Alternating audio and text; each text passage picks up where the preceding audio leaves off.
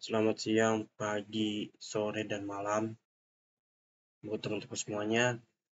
Sebelumnya saya izin memperkenalkan diri, perkenalkan nama saya Firman Bintang Pertuis Tumorang dengan NPM 2217051080 dari kelas B. Di sini saya akan menjelaskan tugas ketiga dari Komdat, yaitu tentang yang pertama itu urutan dari standar global, habis itu yang kedua itu adalah cara pemasangan kabel UTP. Mungkin kita langsung aja ke yang pertama, yaitu jumlah dan urutan warna standar global.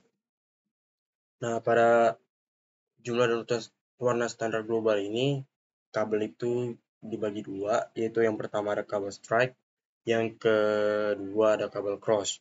Nah, di kabel strike itu urutannya seperti ini, yaitu yang pertama itu putih oranye, ke yang kedua oranye. Ini pada ujung A ya, yang pada ujung A itu putih oranye, yang kabel yang keduanya itu oranye, yang ketiganya itu hijau putih, yang keempatnya biru, yang kelimanya biru oranye, yang keenamnya hijau, yang ketujuhnya coklat putih, yang kedelapan coklat.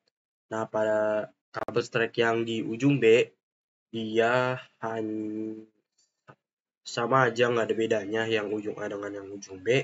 Habis itu kita lanjut, urutannya sama aja maksudnya. Habis itu kita lanjut ke kabel cross yang ujung A. Nah, kalau di ujung A, dia itu urutan pertamanya itu kabel cross yang ujung A itu putih oranye, oranye, hijau putih, biru, biru putih, terus putih biru, hijau, coklat putih, coklat. Habis itu kalau dia di ujung B-nya, dia berubah. Yang di depan itu jadi putih hijau, hijau, terus sama putih oranye, biru, putih biru, habis itu oranye, putih coklat, sama coklat. Itu jumlah dan urutan dari warna standar yang global. Habis itu kita lanjut ke fungsi atau kegunaan dari setiap masing-masing warna pada kabel UTP. Nah, di kabel UTP itu kan ada warnanya dari warna putih, putih biru, biru, semua itu ada kegunaannya, nggak asal dibuat aja warnanya. Jadi di sini saya ingin menjelaskan apa aja sih fungsi dari warna-warna tersebut yang telah dibuat. Yang pertama itu adalah kabel orange. Kabel berwarna orange itu berfungsi sebagai media pengantar paket data. Yang kedua itu ada putih orange. Kabel berwarna putih orange berfungsi sebagai media pengantar paket data. Yang ketiga itu hijau. Kabel berwarna hijau berfungsi sebagai media pengantar paket data. Yang keempat, putih hijau. Kabel berwarna putih hijau berfungsi sebagai media pengantar paket data. Yang kelima itu ada warna biru.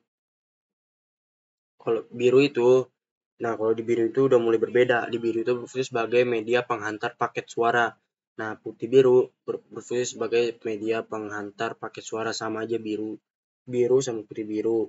Dan kalau coklat, kabel coklat itu berfungsi untuk menghantar tegangan DC. Putih coklat, yaitu kabel coklat berfungsi untuk menghantar tegangan DC. Habis itu kita next ke cara pemasangan kabel UTP.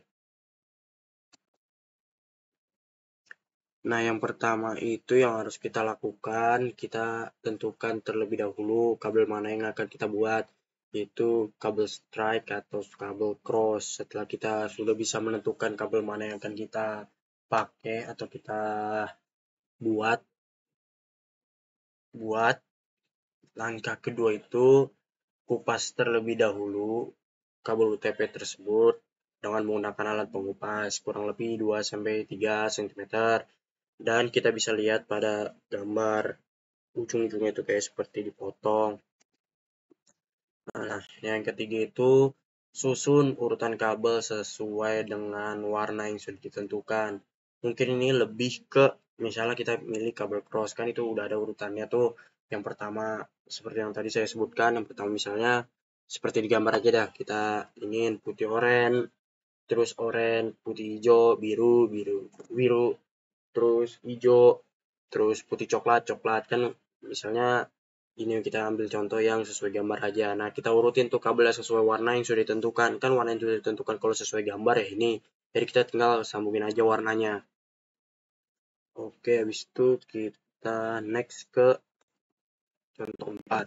Nah, di contoh keempat ini, setelah semua kabel yang tadi kita udah urutin itu kan putih oranye, udah disambung-sambungin, udah pokoknya udah disusun lah.